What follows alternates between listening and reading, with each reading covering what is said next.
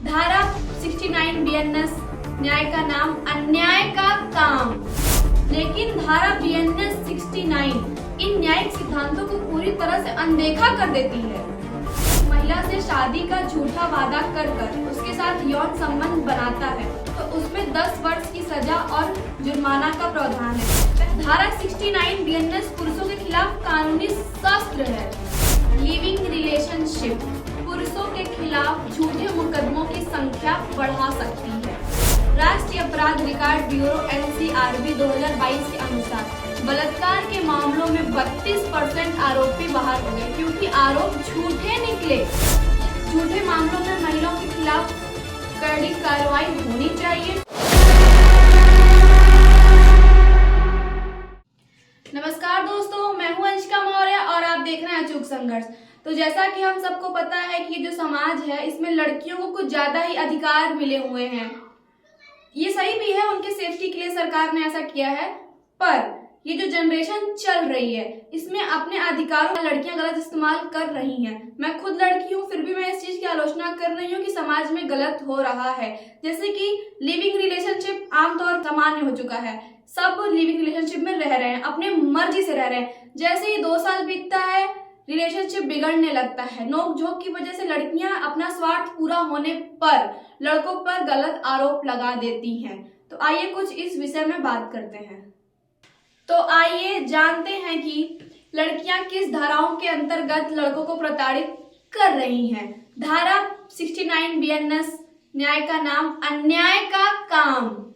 भारतीय न्याय बीएनएस लागू होने के साथ इसकी कई धाराओं पर बहस छिड़ गई है।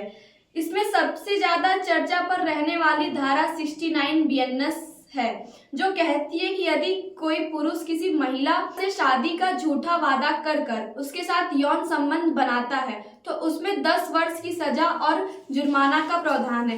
पहली नजर में यह प्रावधान देखा जाए तो महिलाओं के अधिकार की रक्षा के लिए है, लेकिन गहराई में देखा जाए तो यह एक न्यायिक हथियार बन जाता है जो पुरुषों के खिलाफ गलत इस्तेमाल किया जा सकता है।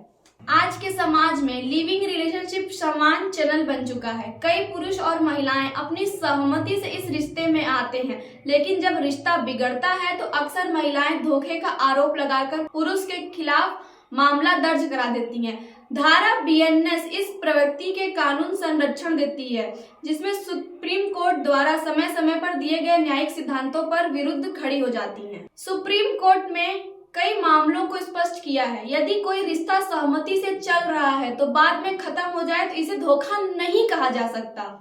पहला, प्रकाश रंजन बेनाम झारखंड सरकार 2021 में सुप्रीम कोर्ट ने कहा कि यदि महिला ने लंबे समय तक अपनी सहमति से यौन संबंध बनाए हैं और शादी न होने पर बलात्कार का आरोप लगाया जाता है तो इसे झूठ का मामला कहा जा सकता है। दूसरा, धीरज कुमार बेनाम बिहार सरकार 2022 ने कोर्ट ने कहा है कि लिविंग रिलेशनशिप में रहने वाली महिला यदि संबंध समापन होने के बाद बलात्कार का आरोप लगाती हैं तो इसे संदेह की दृष्टि से देखा जाना चाहिए। तीसरा, दीपक गुलाटी बेनाम राज्य 2013 में कोर्ट ने कहा है कि यदि पुरुष महिला सहमति से संबंध में आ रहे हैं, बाद में शादी नहीं हुई तो इसे बलात्कार नहीं माना जा सकता। लेकिन धारा बीएनएस 69 इन न्यायिक सिद्धांतों को पूरी तरह से अनदेखा कर देती है। धारा 69 बीएनएस पुरुषों के खिलाफ कानूनी शस्त्र है। यह धारा महिलाओं के बाद में बदले हुए विचार को पुरुष के अपराध का आधार बनाती है। लिविंग रिलेशनशिप पुरुषों के खिलाफ झूठे मुकदमों की संख्या बढ़ा सकती है। निर्दोष पुरुषों को कानूनी रूप से ब्लैकमेल करने पे अवसर देती है। राष्ट्रीय अपराध रिकॉर्ड ब्यूरो NCRB 2022 के अनुसार बलात्कार के मामलों में 32% आरोपी बाहर हो गए क्योंकि आरोप झूठे निकले। यही साबित करता है कि कई बार महिलाएं व्यक्तिगत स्वार्थ के बदले या बदले की भावना से झूठा आरोप लगा सकती हैं और धारा 69 उनके लिए एक समान हथियार हो सकता है। न्यायिक संतुलन की जरूरत। धोखे से यौन संबंध की परिभाषा को स्पष्ट किया जाए। यदि महिला लंबे समय तक लिविंग रिलेशन में रह रही हो तो ये साबित करना उसका दायित्व होना चाहिए कि पुरुष उसे जानबूझकर धोखा नहीं दिया। झूठे मामलों में महिलाओं के खिलाफ कड़ी कार्रवाई होनी चाहिए। सुप्रीम कोर्ट को पूर्ववर्ती फैसलों के अनुरूप कानून का संशोधन कर देना चाहिए।